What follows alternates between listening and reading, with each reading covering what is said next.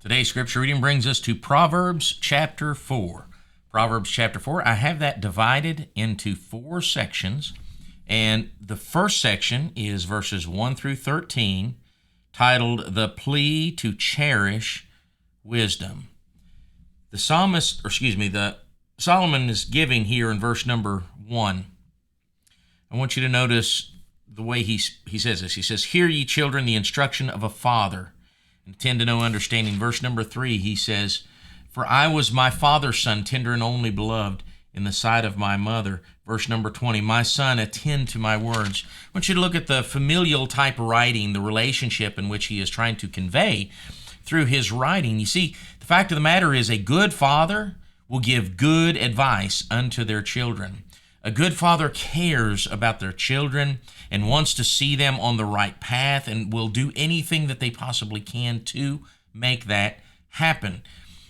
So when he's giving this advice here, he's given it from that point of view, and we need to recognize that he's not trying to tell us anything that will hurt us, but everything he's trying to give unto us, he is trying to do so to help us. So we see that in verses 1 through 13. Verses 14 through 19, I have that titled, "Beware the Path of the Wicked." There's 2 things I want you to get from this. And number 1, there's a right path and a wrong path. Right? You can be on the right path, and then you can be on the wrong path. And that's what he talks about here in these few verses, is the path of the wicked. He says, "Enter not into the path of the wicked, and go not in the ways of the evil man." Verse number 15 is the other thing I want to point out in these few verses. "Avoid it, pass not by it, turn from it, and pass away." In other words, man, don't go anywhere near it. When you see it, get away from it altogether. We should not be walking side by side. We should not be just kind of straddling the path. We should make sure that we're doing everything that we can to get off of that path, get away from that path wholly and totally. And then verses 20 through 27, I have that titled, "Let wisdom rule thy members." Let wisdom rule thy members. Because if you see these verses, he starts mentioning parts of our body. Verse number 20, "Attend to my words, incline thy ear." We see the ear in verse number 20. We see the eyes mentioned twice, verse number 21 and 25.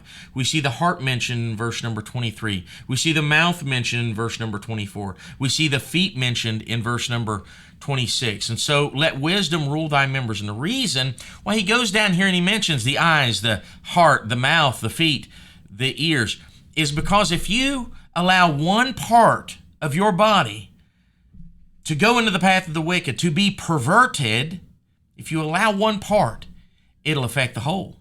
I'll give you for instance, if your feet go in a place they shouldn't go, your eyes are going to see things they shouldn't see. Your hands will do things that they shouldn't be doing. Your ears will hear things that they have no business hearing. And all of this certainly affects the heart. And he says here, "Keep thy heart with all diligence, for out of it are the issues of life."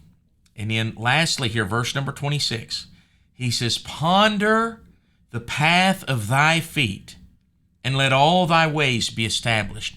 That word ponder means to plan, to prepare, or to consider. In other words, we should focus on it, and we should have a plan for it. See, the only way in this wicked flesh to be on the path of righteousness and not the path of wickedness is on purpose. You will never walk the path of righteousness by accident. It will not happen. And so we need to plan, we need to prepare, and we need to consider our ways so that we may honor the Lord with the life in which he has given us. And that is Proverbs chapter 4. God bless. Hope it's been a help. We'll see you in the next one.